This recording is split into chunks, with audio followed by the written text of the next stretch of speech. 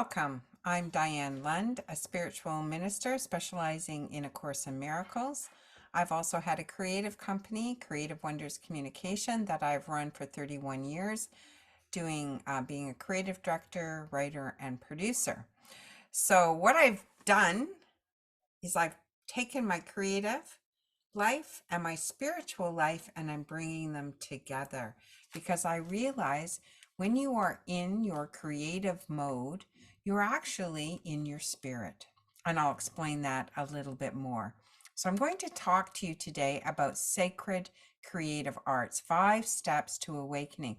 This program is about bringing together creativity, the use of the imagination with your inner senses, your clairs, and then about moving from physical to spiritual.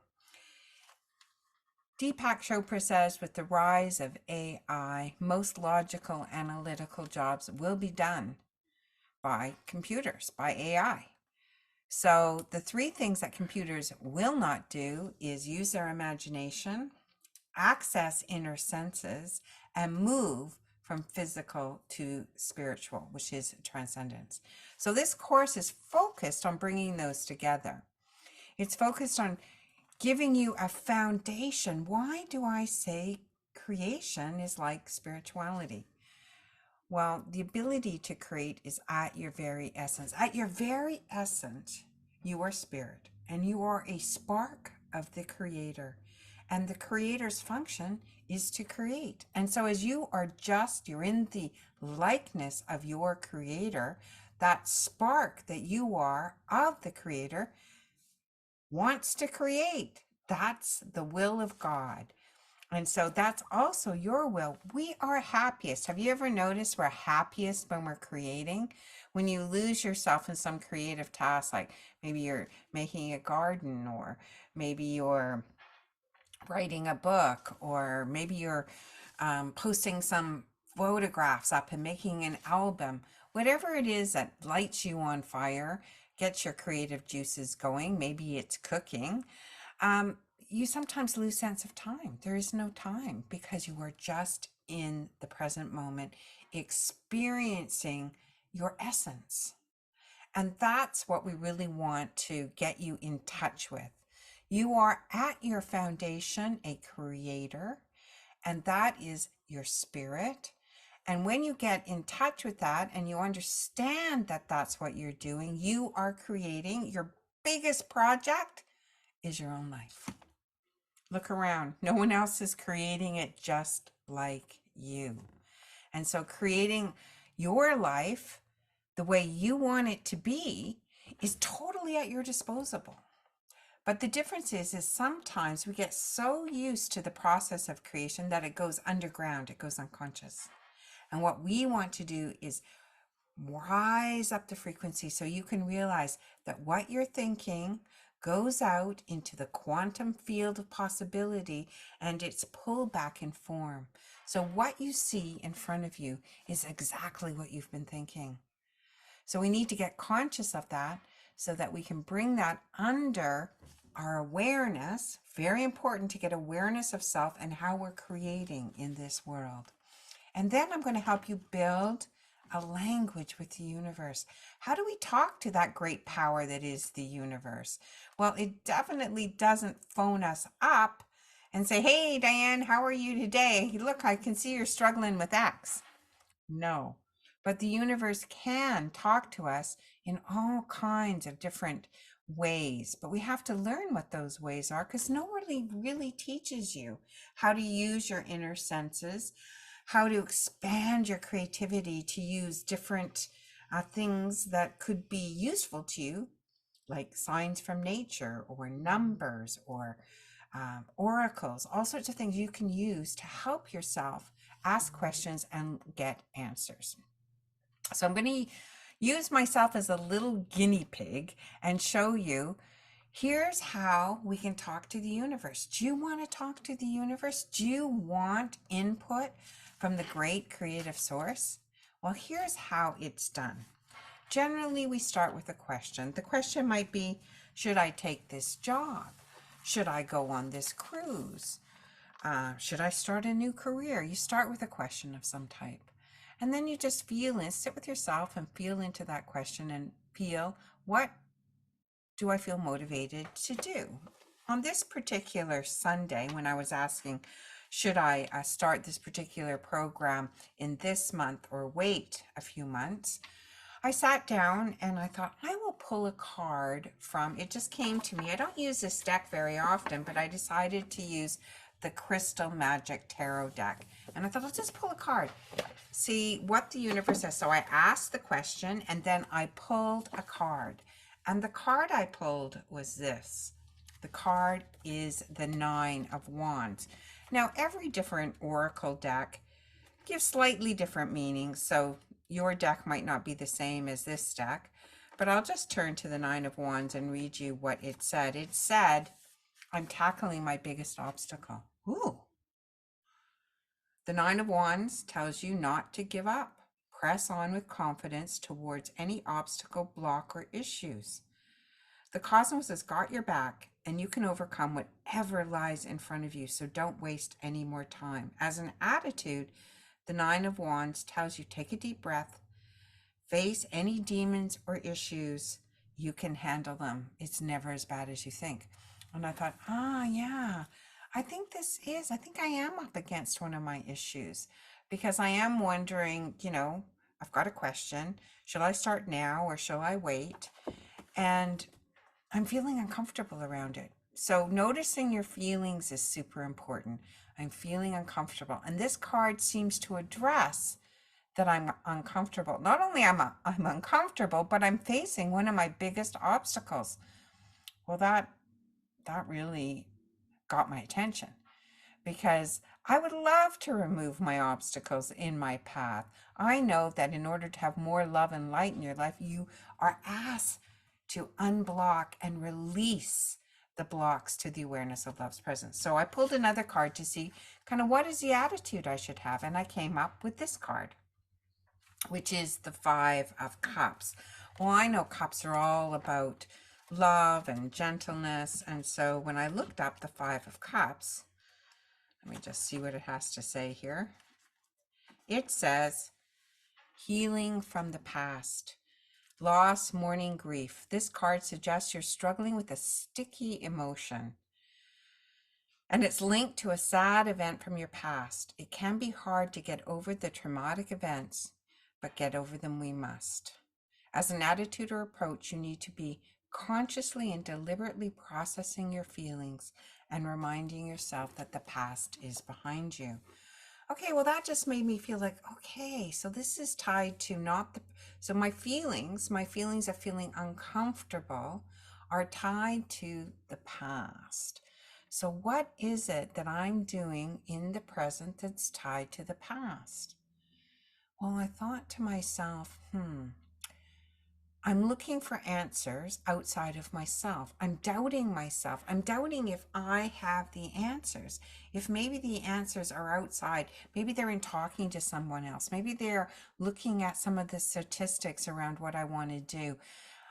I'm not trusting myself, is what I was feeling. And so I thought, I'm just going to go and do some reading. And so the book I happened to be reading at the time, which I really love and I highly recommend, is I Am the Word by Paul Selig. It's also a channeled text, like A Course in Miracles is a channeled text. And I was reading the section on I am in my knowing. Wow, that sounded just like something I needed.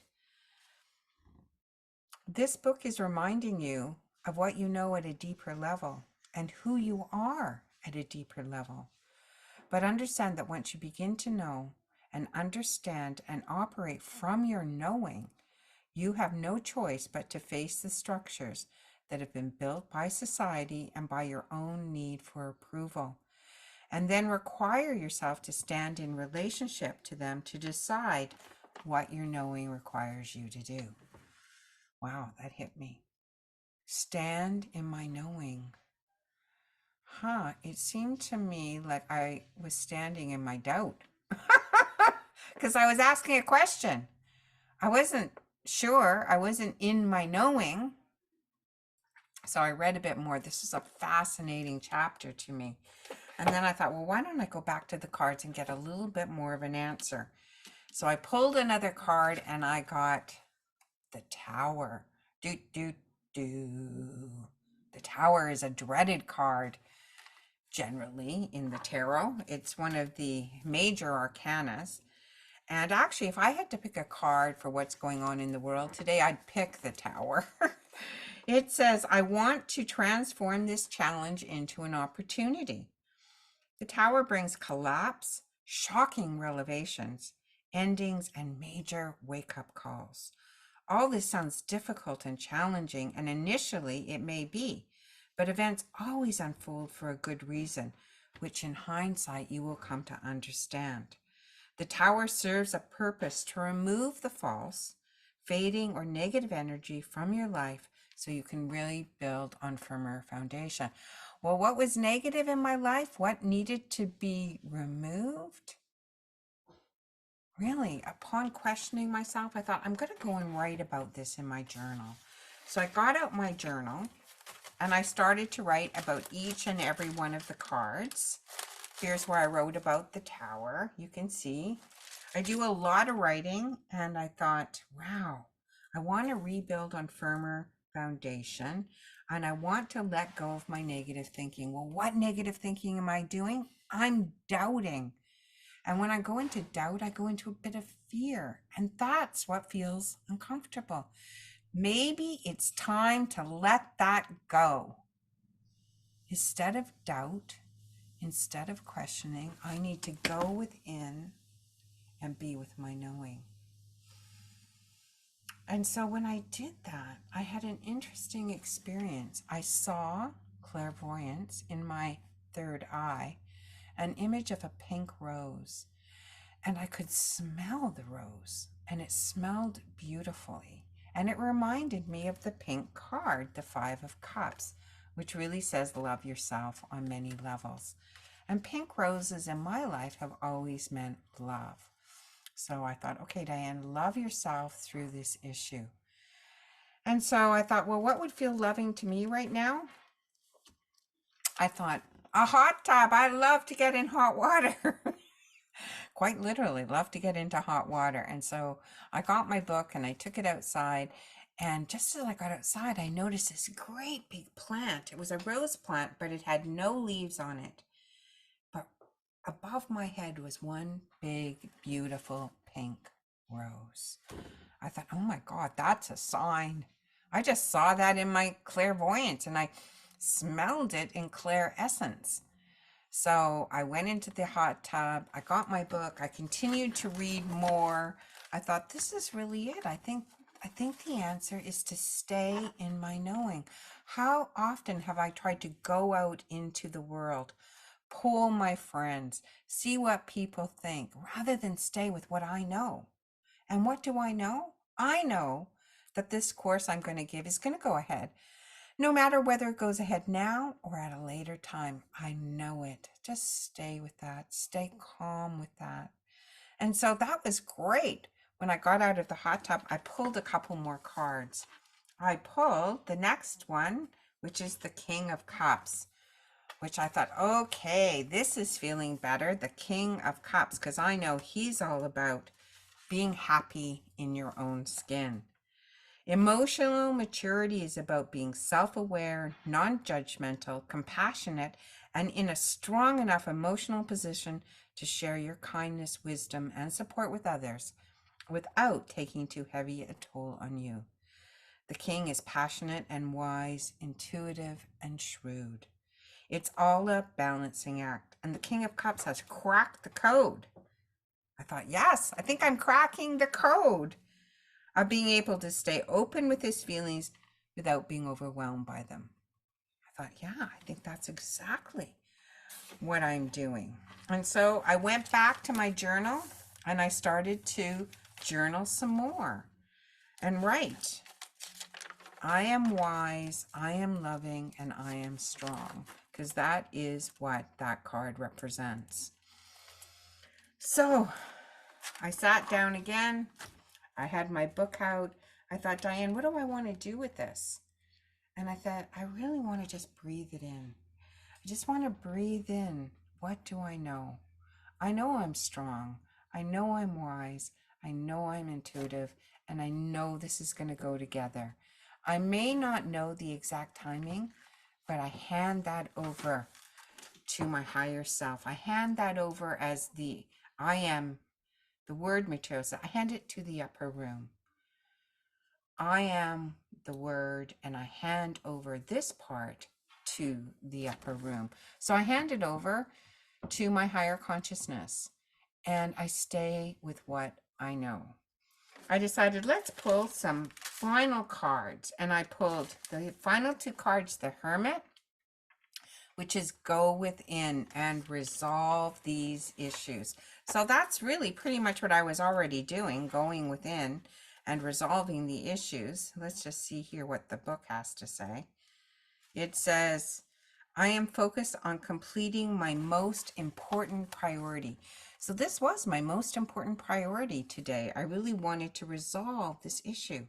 It says the hermit is a taskmaster, urging you to withdraw from your social life and other distractions to concentrate, tackle, or finish something important that only you alone are responsible for.